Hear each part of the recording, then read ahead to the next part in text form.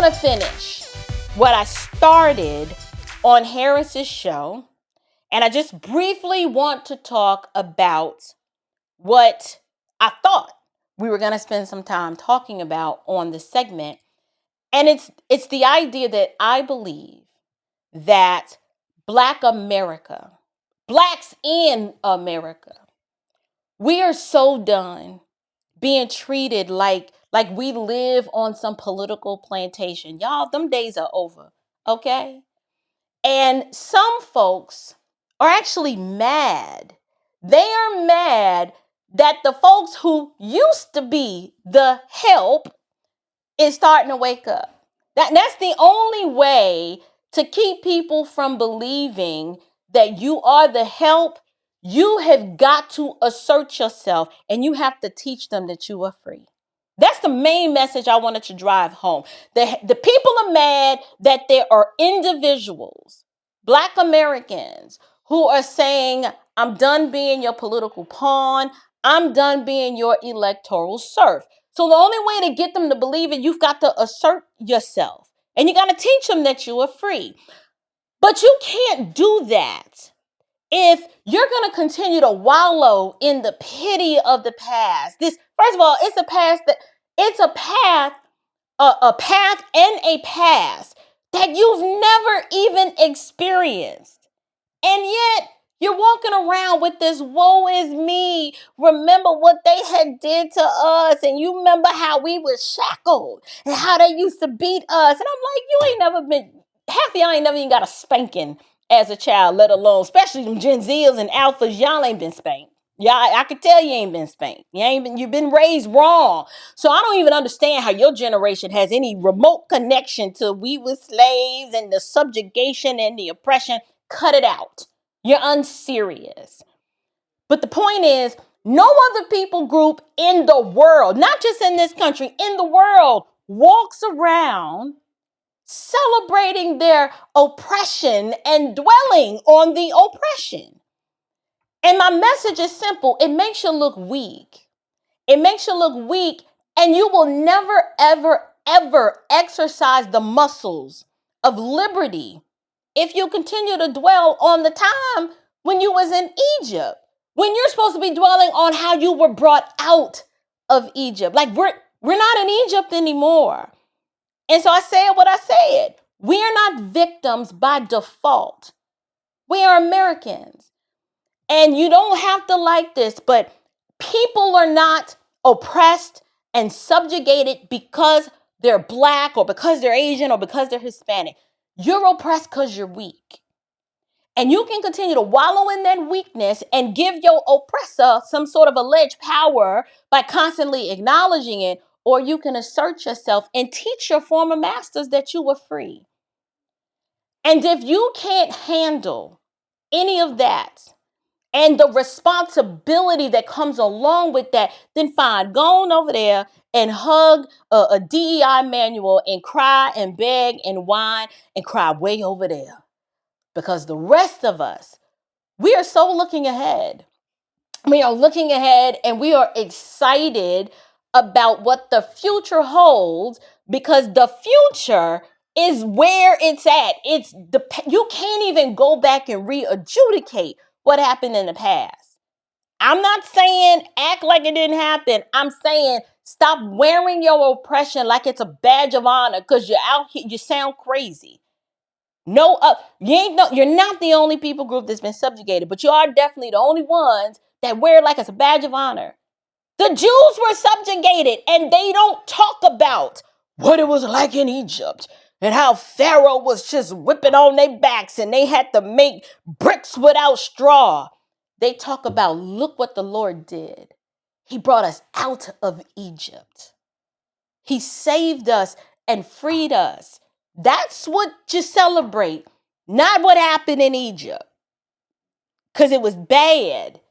And like an abused woman, if you're going to sit and replay over and over and again what he had did to you, you will never be free. You will never be healed. You will stay stuck in the same position.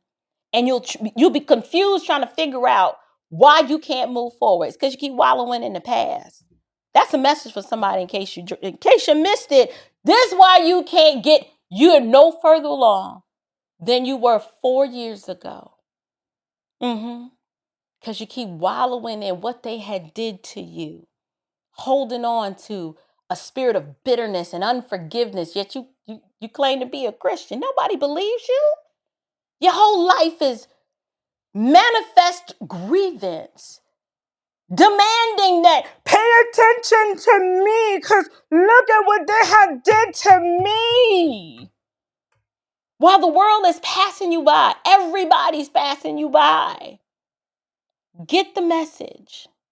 Now, here's what we're going to do.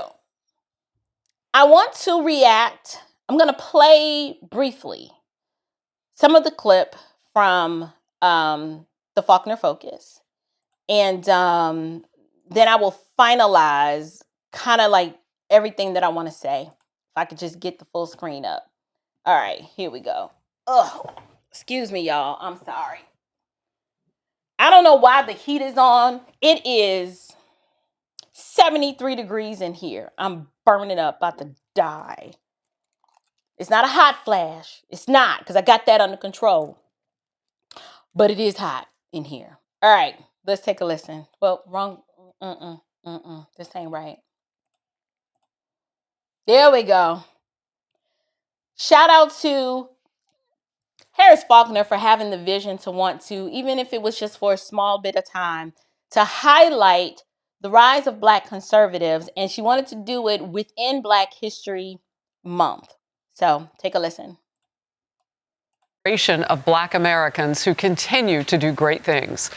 The latest census data show about 195,000 Black-owned businesses in the United States, employing some 1.6 million workers. So that's the economy.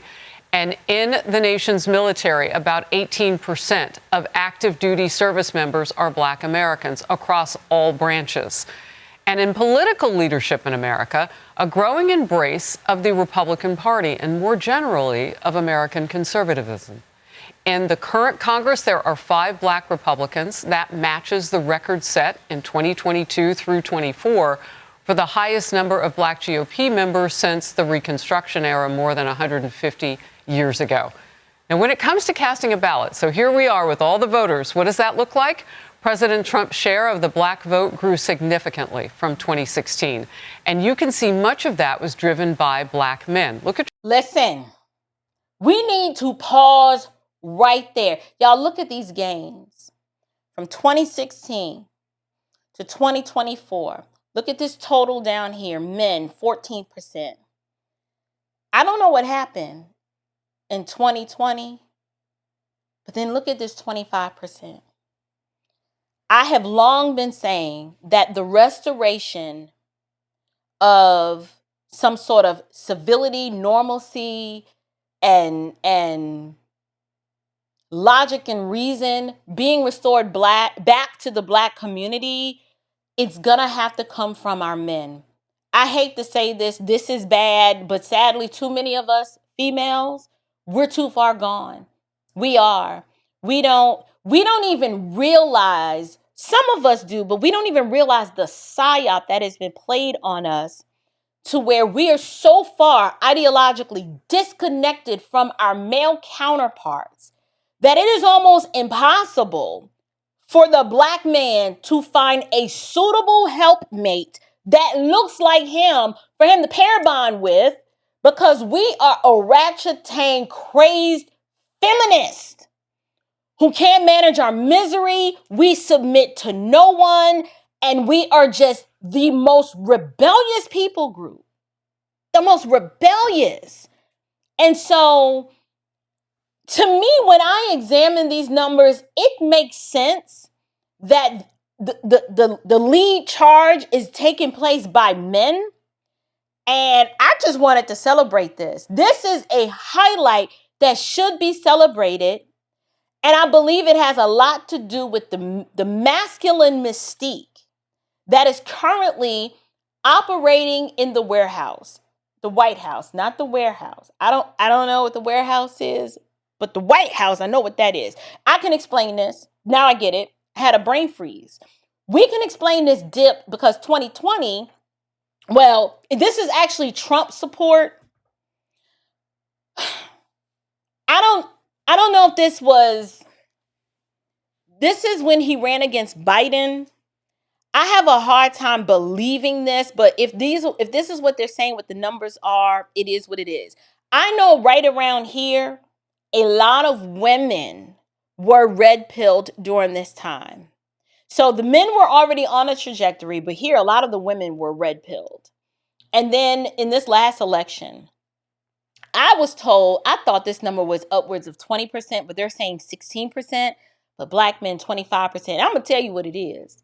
I just called it like it is. At this point, if you are black and you are male and you are still ideologically on the left, I am compelled by no other reason but observable reality than to assume that you are homosexual. I didn't stutter. I said what I said.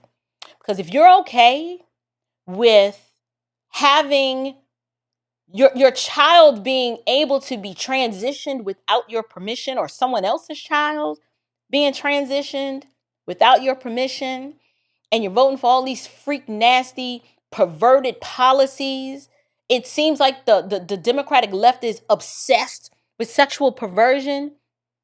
What? I don't know a man who is a heterosexual that doesn't have a visceral reaction to like, what? How did this get into the politics? What are we doing here? What are we doing here? I'm telling you, it's effeminate, just debauchery, whoredom, all the things that are anti-human flourishing is what they are celebrating. And men with common sense are like, that is not me. Sorry, that is not me at all. I didn't mean to interrupt. Let me let this continue to finish. Your screen, some voters began to see the Democrat Party taking their support for granted. A lengthy New York Times piece written after the last election lays out how the Harris-Walz campaign didn't even bother to court the black vote until it was too late. Here's a quote. The chairman of a county Democrat party in rural Georgia with many black voters said this: the Harris campaign's get out the vote operation had been non-existent, even as he had pleaded for resources. He told the Times, quote, they did nothing, absolutely nothing. They thought those black voters are going to come home. They will vote for Kamala Harris regardless because she is a black woman. President Trump took no vote for granted. A bit of his second inaugural address here. As our victory showed, the entire nation is rapidly unifying behind our agenda with dramatic increases in support from virtually every element of our society, young and old, men and women, African Americans, Hispanic Americans, Asian Americans, urban, suburban, rural. To the black and Hispanic communities, I want to thank you for the tremendous outpouring of love and trust that you have shown me with your vote. We set records, and I will not forget it. I've heard your voices in the campaign, and I look forward to working with you in the years to come. In Focus Now, millions of people hear them each week. Conservative podcast host Devori Darkins, April Chapman, podcast host and Turning Point USA Rise leader, and podcast host CJ Pearson. And you've taken a part in some of our roundtables and more. Great to see you all. April, I want to start with something that you have said about Black History Month in particular, and why you think that it's incredibly important now for us to recognize it, but to also know the truth. Y'all see Harris's shoes? Y'all, those shoes is bad. I'm sorry, I'm so not focused. They look even better in person. The camera didn't do these shoes justice. I'm sorry, they just didn't. But anyway, okay, let's focus on what matters. You know, shoes are so superficial, right? Yeah, the truth is, for so long, every time you've had a conversation about Black History Month, it's always been us focusing on the oppression, focusing on slavery. And it's not that that storyline is not true, but it's something interesting that President Trump recently said. He wanted to focus on the triumph, the valor, the way that we showed up in the first Rhode Island and during the Revolutionary War and fought side by side with white men for the independence of this country. Those are the things that I want to focus on. The Buffalo Soldiers, or the 51st, the 54th Massachusetts who fought in the Civil War. They fought and labored alongside other Americans to demonstrate that this country is as much ours as everyone else. All right. I want to put that question to everybody. So let me start by saying this. The reason why I chose to go in that direction was because when I was at the White House, I was so grateful that Donald Trump didn't talk to us from this position of, kind of how like liberals talk to you, like you need the white liberal as a savior. Donald Trump chose to focus on, no, this is what y'all did and how y'all contributed to the flourishing and the independence of this nation. He talked about bravery and valor and fighting alongside the white man for the independence of this country, which tells me he does not view us as electoral serfs or some victim class that needs to be pitied, but rather, no, if you're going to suit up and you're going to fight and you're going to wear a U.S. Army military uniform, then it's yours because you put in the grit and you showed bravery and you fought alongside of us. So it's just as much yours as it is ours.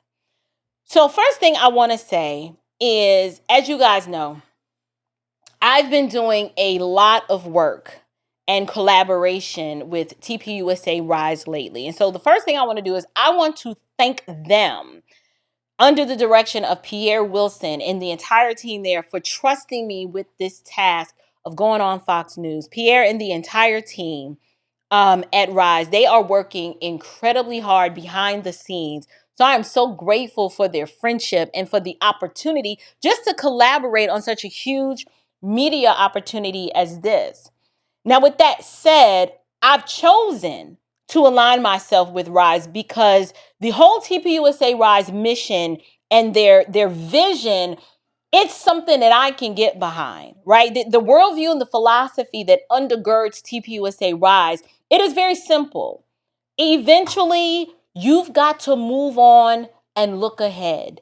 You've got to reach, influence, strengthen, and equip. And you can't do any of those things if you're constantly dwelling on your oppression. And so this is why I'm happy to be aligned with them. And Rise, when they approached me with saying, hey, we love what you're doing. Here's what our focus for the future is going to be on. It's going to be on faith, family, and shifting the culture away from oppression to walking in true American liberty. And I said, listen, that's something I can get behind. So I just wanted to expand on what I was trying to tell Harris. Listen, yes, slavery happened. Jim Crow happened. No one's denying that. Real oppression happened. Everybody knows, right, that we were once slaves. But if the only storyline that you feed people is suffering, that doesn't produce leaders. You end up just producing dependents who can't figure out their way in the world because they're too busy wallowing in the suffering. Booker T. Washington, who was he was born a slave, emancipated at 9 years old. When emancipation came for him, y'all, Booker T didn't focus on the hard times. He looked ahead. He kept his eyes focused forward. And his goal was, listen, I've got to prepare myself for what it is like to live as a free man. And I may not know what that is, but I'm darn sure going to figure it out. But yet you have some people who've built an entire career off of keeping Black folks emotionally tethered to the tragedy. I don't know about you, but that is depressing for me. Because if you believe that you are permanently oppressed, you'll forever permanently outsource everything in your future to the government, hoping that they're going to make it better. Yet you claim this is the same government that you claim is the oppressor. That doesn't make sense to me. So what I was trying to convey is that, yes, Black history is it is bravery that we saw in the Revolutionary War. So many of us have never even been told that Black men fought in the Revolutionary War. Like when we're fighting against King George to gain our independence, when George Washington was like, say what now? Oh, I'll show you better than I could tell you. The 1st Rhode Island Regiment, we would not have won those battles without the participation of men who are like, don't give us anything. We will fight for it. Our history includes valor in the Civil War, fighting against the Confederates, despite the fact that you did have some black slaves in the South who fought for the Confederacy. I told y'all, some of y'all still love your master. You loved them then and you love them now. Common sense would tell you if the Union Army's like, hey, come fight for us, get your freedom. Some of the slaves was down there digging the ramparts and the ditches. Who does that? Somebody that loves their master. Love this dirty drawers. Yes, they did. So for me, we can tell that story. And to me, that's nothing to be proud about. Or we can talk about the emancipation post-slavery, right? And we can talk about the entrepreneurship that happened after that. We can even talk about during Jim Crow, how yes, we were segregated, but we were building our own. We can talk about all of it. We can talk about the black inventors. Wonderful. We can talk about having strong faith in God and strong black families. Those are the things that I want to talk about. But most of that has been lost because we've been wallowing in the shallow and the silly. We've been wallowing in the oppression. So I'm like, is it no wonder that we can't figure out how to move forward because we're not building anything because we're still wallowing in the pain of the past. So no, I'm not here to perform sorrow every February. I don't want to attend a political funeral. I want to acknowledge the truth, but honor the triumph. And this is really a pattern of let's not sit down and stay broken. It's look at how the Lord brought us out, right? Like we should be rejoicing at what the Lord did for us, rejoicing in a message of deliverance and overcoming. That's what the children of Israel did. They didn't want to remember how Pharaoh did them, how he beat them. Like, come on, y'all. Remember how he brought you out, how he provided manna in the desert. Focus on the deliverance. But sadly, some of us can't do that because you're still a slave. And I know that hurts and that cuts deep, but this is unshakable today. But that's what we do over here, okay? I just said, tell it like it is. You're ideologically stuck on the Democrat plantation, and sadly, some of y'all will die. You will die on that plantation while the rest of us go and function in our freedom. So I said more on this. I'm going to upload the whole 8-minute and 15-second segment on my channel. But I just wanted to take a few moments to define. I keep using this term that I used later in this segment. I talked about functioning in your freedom. I say it a lot. And when I talk about freedom, I'm not talking about do whatever you want. No. That's lawlessness. That's not freedom. When I talk about us fully functioning in our freedom, I'm referring to moral agency, being responsible, taking ownership, having some dignity about yourself. Freedom is when you have the ability to work and build unencumbered, protecting your own family, not abdicating that responsibility to the government alone, waiting for them to come save you. No, I protect me and mine here. I keep Jesus in my heart. Y'all already know. My 9mm on the hip. And y'all, I felt so insecure in New York City with no gun on me. I was like, this ain't, I can't live here. I'm just saying.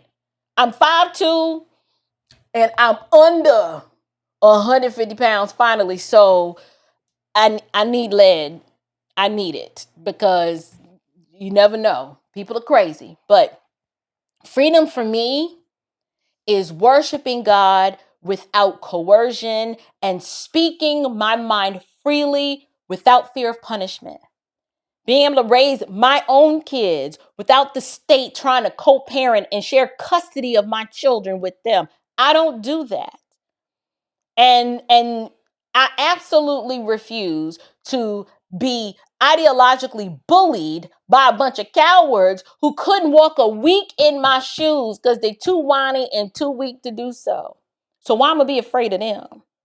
So freedom is not do what I want to do. Let me go and sin in peace. No, freedom is I can walk upright and I don't need permission from Caesar. And the reason why that matters politically is because when people are trained to see the government as their savior and their rescuer and their provider and to look to the government for moral authority, you're no longer a citizen. You're a dependent now. You are what I call, you're the electoral serfs to be owned and managed. And that's not me. And that is the sentiment I was trying to convey on Fox. And so Trump's support with Black men has doubled. And that is amazing. It's not a mystery. It is not magic. It's not even because Black people, we suddenly became confused. Do not let the liberal media gaslight you.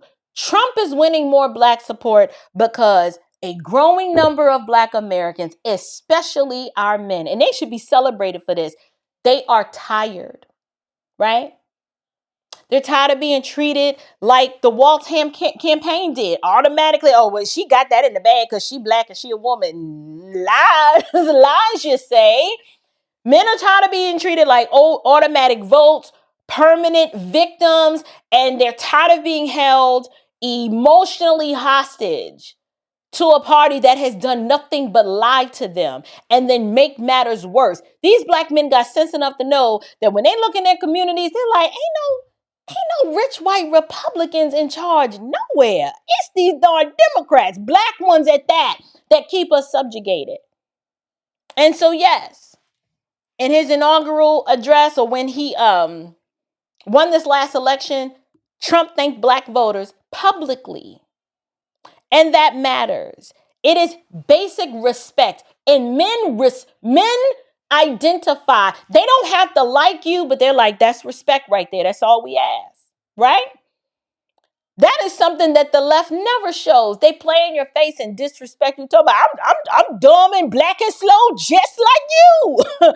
Gavin Newsom, and then what he said, I'm low IQ, a 960 SAT. I can't read. My mama fed me, she fed me processed food, and I was latchkey. Ain't had no daddy. Just how y'all that like. I'm just like you. They they say stuff like that, and black men, weak Black men, like that Andre Dickens just sat there and laughed it off.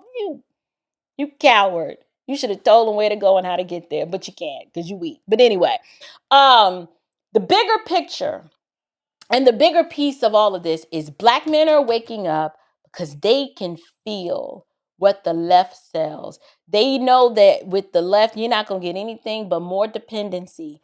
And Black men don't want that. Black men want to stand up and be men, right? They see all this toxic feminism out here and how the left is undermining manhood. And they absolutely don't want that either, right? They know take Quayshawn in the hood. They know he's the problem. And they're like, if you're going to have soft on crime policies, that's going to produce hard consequences for us who still live in the hood. They are tired of the constant racial agitation. It never ends. It never ends. They're just like, what we supposed to be mad about now? They're tired. And so men started thinking about, what is it that I'm going to need from political representation in order for me to protect my own family? Because I'm grown. I don't need you. I can do that. How am I going to build some wealth? Are you going to move the artificial weights out of my way so I can own a business and leave a legacy for me and mine? When they started looking at that, that's when they started looking for an agenda that supported growth and not grievance. And the Democrats fell flat on that. And so Trump's gains didn't just happen in a vacuum. So many of us worked incredibly hard. I've been on this platform since 2022, and I haven't been out here by myself. We have influencers and creators and commentators, organizers, even pastors with backbones who have been working and speaking for years to tell the truth. And we didn't have to be paid to do it because we were compelled by conviction to speak the truth regardless of the cost. Believe it, we counted the cost. Or at least I know I did. And I was like, I ain't got nothing to lose. We know the Democrats have exploited Black pain as some sort of renewable energy source for decades. They have no solutions. They don't even run on solutions. All they have is resentment. We hate Trump. And can we get you hooked on some more government dependence? Like how much EBT you need? Y'all need some food stamps? Y'all need some health care? What you need? What can we provide for you? Because you too weak to go out there and get it and hunt for yourself. That's what you get. And so I don't care who gets mad. Many of these these shifts came from people like me. This messaging did not come from the GOP. I'm just saying. I refuse to let the GOP even take credit. They did nothing. We did this.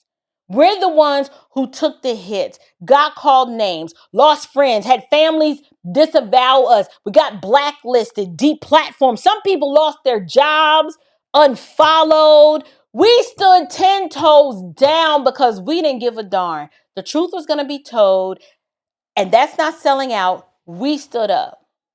And so this is the result.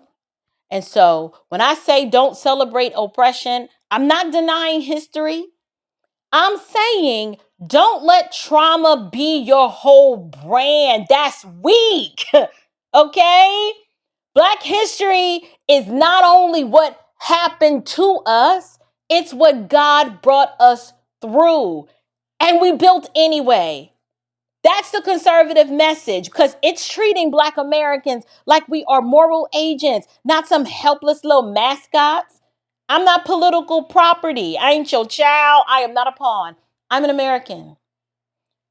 I tap dance for nobody.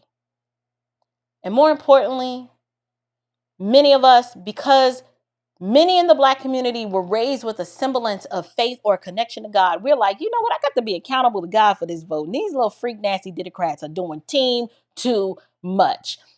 So for that, I got to stand on the side of right because y'all are just as wrong as two left shoes. So